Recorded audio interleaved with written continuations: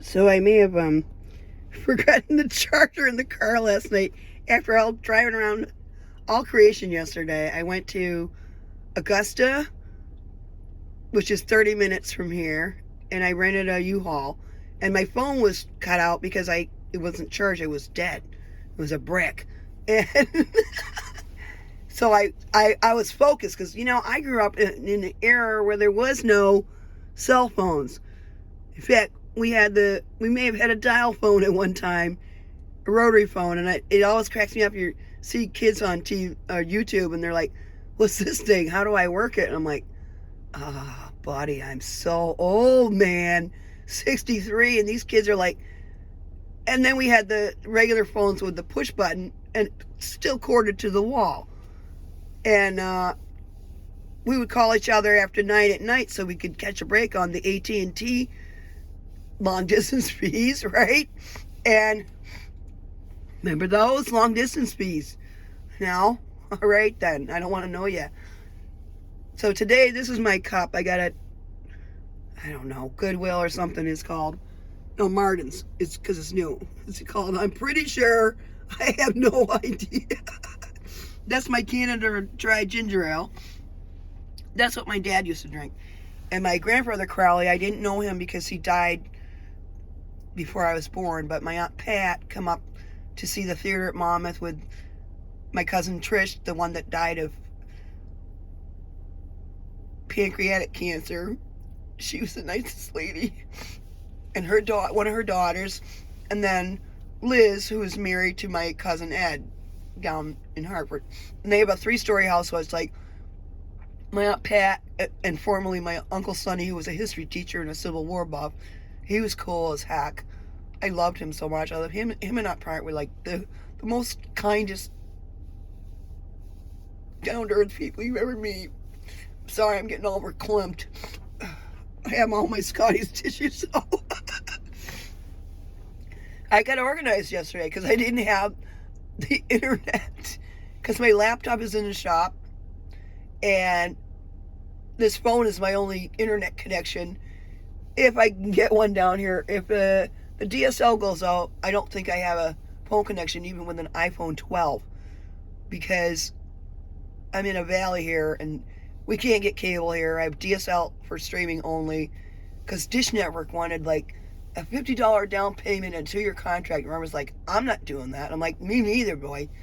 And we had Dish when we moved in here because it was connected from the other house, and then they shut it off. That's a long story. And so this is my rental van, and I got in this van and I'm like testing everything out, looking at the instructions before I actually drive somewhere. And I used to drive a 3/4 ton window van, which I think was a Ford, but I'm not sure. It was Dean's. It was copper colored because I had another car which was cool, and the trans went, and we didn't want to pay for it, so we sold it to our buddy Kurt, who was a Uber Rush fan. Blonde fella, blue eyes. He was like my brother. I was simpatico with him like I was my brother Brian, the one that died in 1988 at age 31, and that sucked. And so Kurt was cool. Him and Dean used to work at a waste management company, initials S and K, but I'm not gonna say it.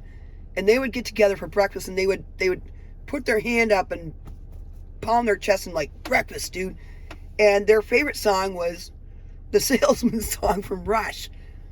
And Kurt was the biggest Rush fan on the earth. No doubt about it. His dad had invented something and gave him all a bunch of cash. Like, his dad would send him all Rolexes for Christmas, or 10 grand each because he could claim it on his taxes, and it was, etc. And Kurt was a hard worker, and he lived next door to, he got a house finally, and he lived next door to Pat Sajak's parents. So we were over there for like a little get together, and I went on the back deck to have a smoke. And there's like a big wall of fir trees between his backyard and the house next door, so I couldn't see anything. And as a privacy hedge. And I go back inside and like, Jennifer, did you see Pat Sajak? I'm like, no. What are you talking about? He just pulled up in a limo and got out and went in his parents' house. I'm like, okay, I see how you are. That's like when we were in Lake Elkhart and I'm sleeping in the back of this window van at the campground because we were up there to see the I don't know what they call that, the racing cars that Paul Newman used to do, because we saw Paul Newman and Danny Sullivan and all them people because they were into that, and I'm like, cool, whatever. Take me around the track and give me that corn dipped in butter, I'll be fine. We had the special passes so we could walk by the race car drivers. And I was sleeping in the back of the van because Dean was too cheap to buy a tent or a trailer. That fella, he opened his wallet and moths flew out, okay? Except when he wanted something like a brand new Dodge Intrepid or JVC speakers. You want to take the kids to McDonald's? No, that's too much money, man. I had a fight to take my kids to McDonald's. And after a while, that just got so old, and he ditched me when I had my wisdom teeth out. He come home with this woman, Jenny, he was seeing. Yeah, my name's Jennifer. He was seeing this woman, Jenny. She was from our artist group, and she glommed onto him. She had a husband, but he worked nights, so she was bored, so she thought she's going to come in and hone on my territory with my husband and have an emotional affair with him. And I'm like, I ain't going to fly, McFly. I told him, I said, if you bring that woman in my house again, heads are going to roll, buddy. So I had my wisdom teeth out. They were impacted, the bottom ones, and I had insurance, and I went to the hospital about 8 blocks away, 7, 8 blocks away, and Dean worked for the Chamber of Commerce in Elgin. I said, all right, you're going to take, it was at late afternoon, my appointment. I said, you need to take off work early and catch me a ride down there because they're putting me out, and then bring me home. And he says, no, I can't take off work early. And I'm like, are you kidding me? It's not an hourly wage slave job like Amazon and that prick who killed a bunch of people in the frickin' tornado shit. Oh, that guy. Let's send him to fucking Mars and let him grow some peyote mushrooms for us, right, Matt Damon? You can teach him how to grow potatoes up there, and then you come home and leave his sorry ass on Mars, and he can stay there forever. Bezos. Sorry, I just had to get that out. Anyway, so I took a taxi to the hospital and went under, and then I got out and I took a taxi home, and Jessica was probably like 11 or 12, so she was babysitting Sean, who was exactly 10 years younger, just about, and so he was a toddler, and Dean didn't come home. I'm laying in bed with cotton and clove oil, where they put, stuffed in my teeth, and upstairs, and that Jessica's taking her Sean. Dean comes strolling in at 8 p.m. Comes upstairs. Hey, Jen, I got Jenny so-and-so downstairs, and we're going to have a party and coffee. And I said, what did I tell you, Dean? I said, look at me. I just had oral surgery, and you weren't there for me, buddy. He's like, oh, well, you're good. You're fine. Jessica's watching Sean. I'm like, do you ever want to put your pee-pee in my vajayjay again, buddy? Because if you do, this ain't the romantic way to go about it, right? I was not pleased. And I said, all right, well, I asked you never to bring that woman in my house again that you're having an emotional affair with. So take her out now. Okay, we'll go across the road to the river to Paul's Diner and have coffee over there. See ya. And that was April of 1990-something, 6, I don't know. And at that point, I was like, okay, I've been trying so hard to get along with this fellow for Sean's sake and not argue and put up with his shenanigans. And everybody thinks he's the best thing in the world. He's so friendly. He's such a great salesperson. They don't want to live with him. They don't going to be screamed at and chased around the house and banged on the bathroom door when you're hiding because you bought an $80 dress at Gantos because some fella from the chamber goes, Dean, could I borrow your wife for a charity ball? Because my wife's out of town. And they went to Gantos, and I spent $80 with my own money that I earned at First Card doing crappy customer service. I come home with this fella. He bought the rhinestones. I probably told the story, but I'm telling it again. Too bad. And Dean's taking a nap, and he saw the Gantos bag, and they did have expensive clothes there. That is my flying squirrel. And he comes with me everywhere, man. I'm like, flying squirrel, you want to go have a cup of coffee? He's like, all right. Flying squirrel, you going shopping? He's like, okay. And Lewis, the fellow, left. He booked it out because he saw the Gantos bag. He goes, how much did you spend, Jennifer? And I was like, none of your damn business. Because I use my own money that I earn myself, buddy. And he's part Sicilian, part Scots-Irish, part I don't know what, cray-cray. And that's not a good combo, I'm telling you. It's not a good combo. Sean's cool because he's got my blood in him. He's got my intelligence. But Dean was like, I'm like, do you read books? He's like, no. I said, do you balance your checkbook? He goes, and he holds it up and balances on a finger. Yeah, I balance my checkbook. And I'm like, okay. And he takes out a loan for furniture for 30% interest and goes, I got it on sale. Right?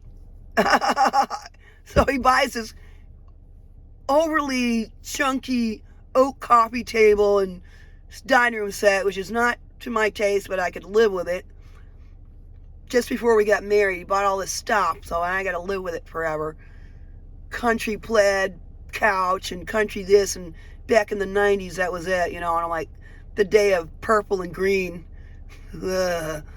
And I was like, all right, I can live with this stuff. It's not that bad, but it's not my taste. And 30% interest from the furniture store.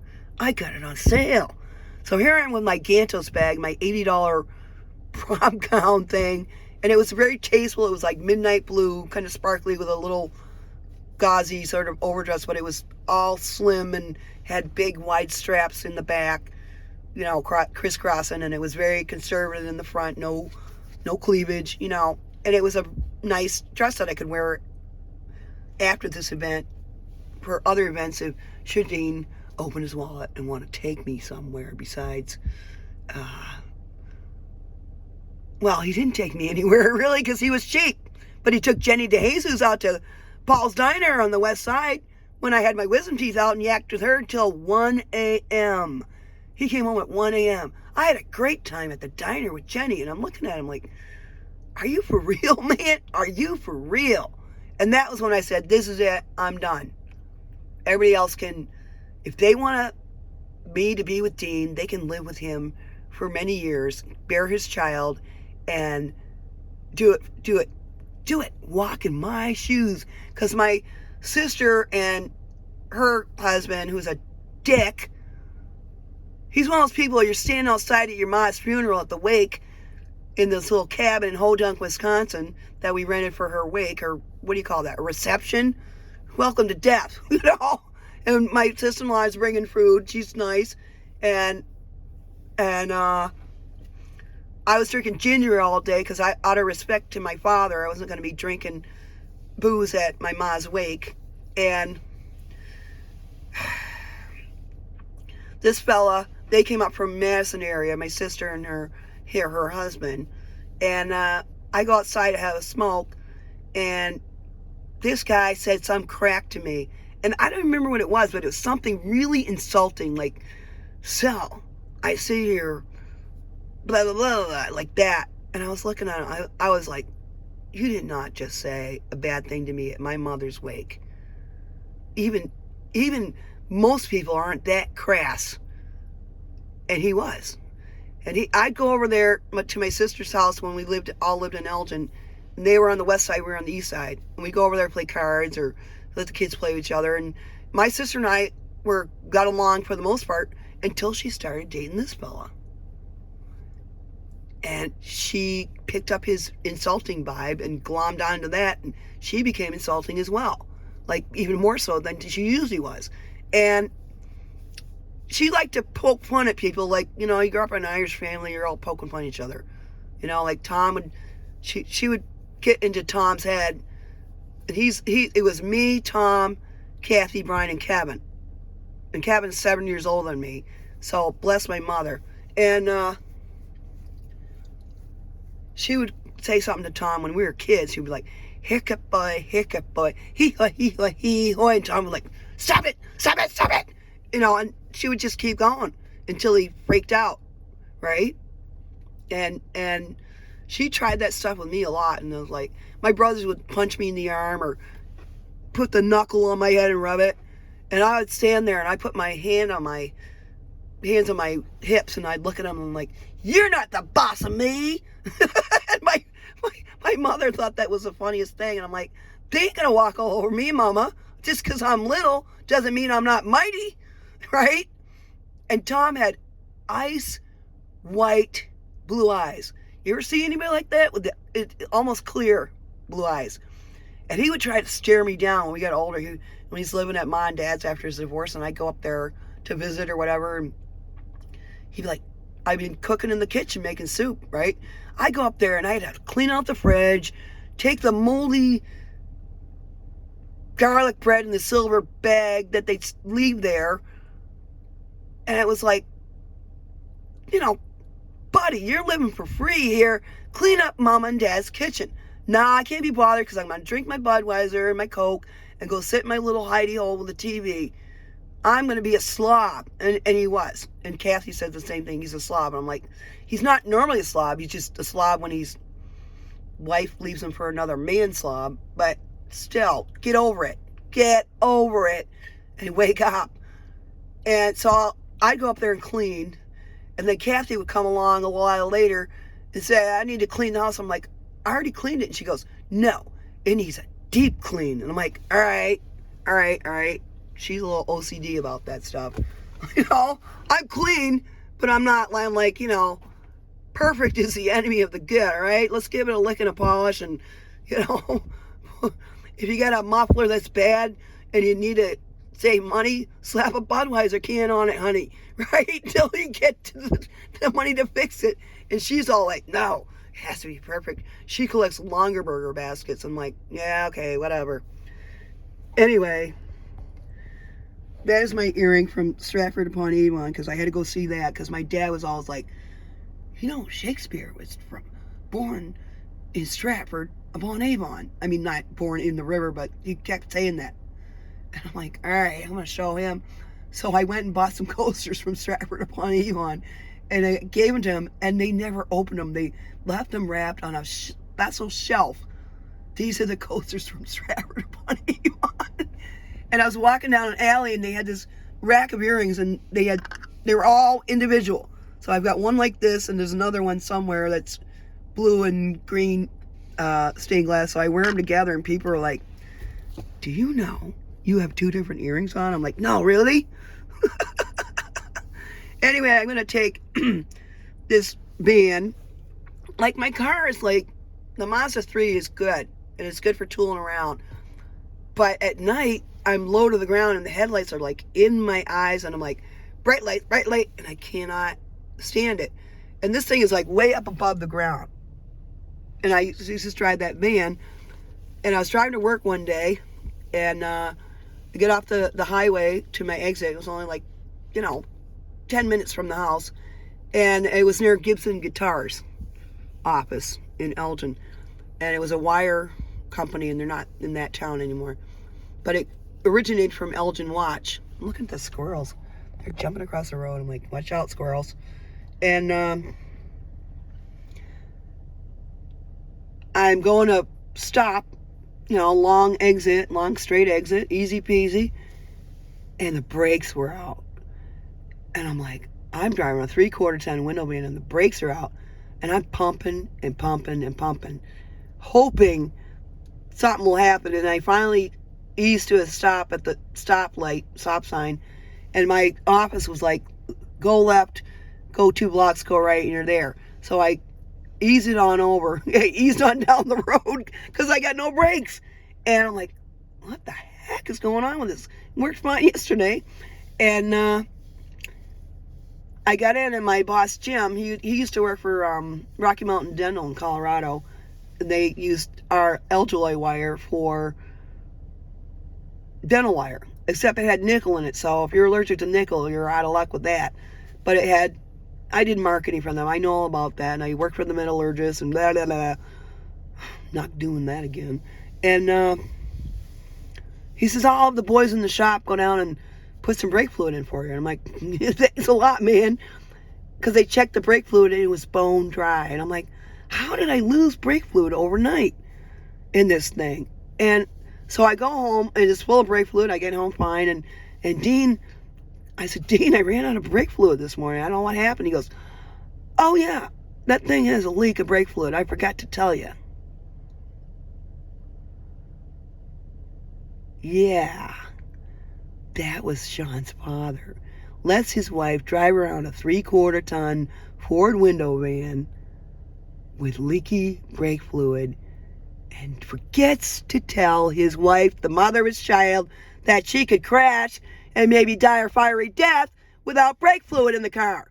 And that is why he no longer has the pleasure of my company, man.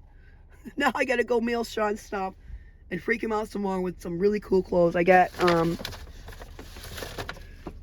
it was all like this stuff and some more chocolate and all these colors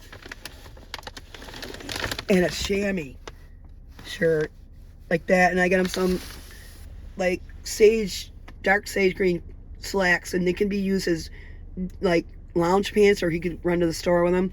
So I got everything in these shades, and the, you know, oh, that's my wireless charger, and I tried to use it in the car, and guess what? You gotta download something, and guess what? If your phone's a dead brick, you can't. So I had to buy this thing at the Irving in Freeport. So in Freeport, there's two Irvings. There's one on Mallard Drive on the second exit going north. Those people are jerks, and they've been rude to me ever since I moved there, and I went in a couple times, and they were just rude because they're used to waiting on the mass people. So I went to the Irving, which is just south of Freeport, and you, instead of going right and getting on the highway, you go left down Route 1, and it's right there. Those people are cool, and you see all the cool people going in there, and they're cool and nice people. They redid it since I lived there, and the fellow there was really helping me to get the right charger for my phone. And he says, I'm going to print you the receipt, and if it doesn't work, you come right back in, I'll give you your money back, blah, blah, blah, blah, blah. And I'm like, all right, I'll buy a hat from you people, and something else. So I bought another hat, because you can't have too many hats. And I put it in, and I was driving home, and I was focused. I could see because I'm high up, and the lights weren't bothering me. I'm like, I gotta get me a Ford U-Haul van. I'm gonna keep this thing for a couple days because I have a meeting with Mike Gent, and you can Google Mike Gent, Gardner, Maine, to see who that fella is if you want. I mean, he's cool. He's an artist. He's my score advisor, and we talked on the phone for like an hour. He's like, I gotta go for a phone meeting. I'm like, all right, I'll let you go. And all of a sudden, 10 minutes later, he's like, I really gotta go for my phone meeting. He finally hung up, and I'm like, I'm not holding you on the line, man. He's an older fellow, and him and his wife own this lovely building apparently in Gardner, and he's all about the arts, and I saw his portraits online. I'm like, this guy knows stuff, and he's going to be my advisor, and I'm so lucky to have someone help me focus. They don't tell you what to do, but he had all kinds of ideas. He's like, well, with your talents, you could do blah, blah, blah, and but, you know, I can't tell you what to do, but I can guide you to figure out what you want to do. And I'm like, all right. I wish you would tell me what to do, because I don't have a clue, man. And all of a sudden, I'm like liking vanilla stuff, and I don't know why. Vanilla lotion, vanilla ice cream, vanilla this, vanilla that. And I'm like, I usually like chocolate, because Robert liked chocolate. And I also liked chocolate before I was with Robert. I don't hate vanilla. I use it in baking. But if I have a choice between a vanilla cookie and a chocolate cookie, I'm taking the chocolate. All of a sudden, I'm at Cobby's Corner Store, and there's a ice cream store in Wayne that's open in the summer, and it's called Tubby's. I know the owner somewhat, and we go there once a year to get ice cream because it's very rich and filling. If you like rich and filling things, you need to go to Tubby's in Wayne, Maine in like June or July and get you some ice cream, because it's rich and filling. Don't get 3 scoops. You can get 1 or 2, but don't get 3 because you won't be able to finish it, man. It's that rich and filling. So they have a cooler at Hobbies in Wayne, Maine.